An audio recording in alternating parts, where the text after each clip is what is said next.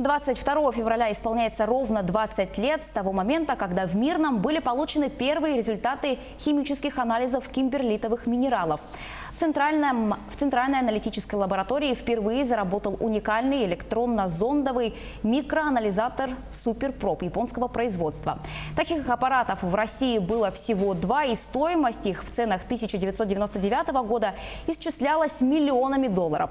Но руководство компании пошло на этот шаг, что дало алмазной геологии новый толчок к развитию алмазопоисковой геологии. Подробности расскажет Роман Муконин.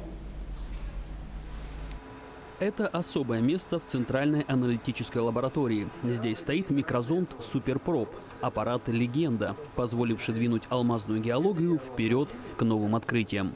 Сам аппарат нисколько не изменился. Даже его бессменный хранитель Александр Иванов выглядит так же, только чуточку старше.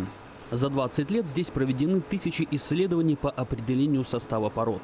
Нужда в аппарате была такая, что в первое время работать приходилось в круглосуточном режиме, чтобы удовлетворить все заявки. До этого все пробы приходилось отправлять в ведущие институты страны. На это уходили месяцы, и о новых месторождениях говорить не приходилось. С этим прибором, благодаря оперативности получения результатов, эффект ощутили сразу.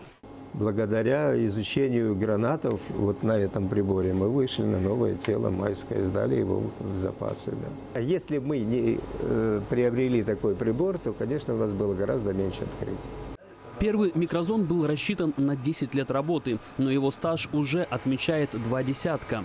Сегодня ему на смену пришло новое поколение аппаратов этой же фирмы. На нем трудятся уже молодые ученые.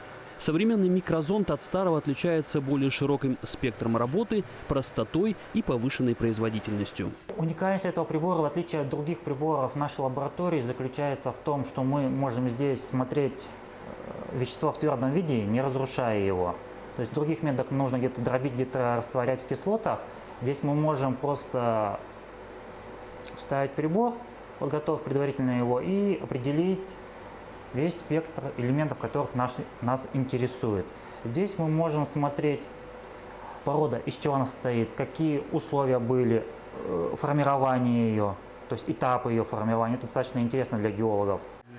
На данный момент в работе лаборатории находится важный заказ от Вилюйской экспедиции. Экземпляр породы с потенциально алмазоносного кимберлитового тела в районе Айхала.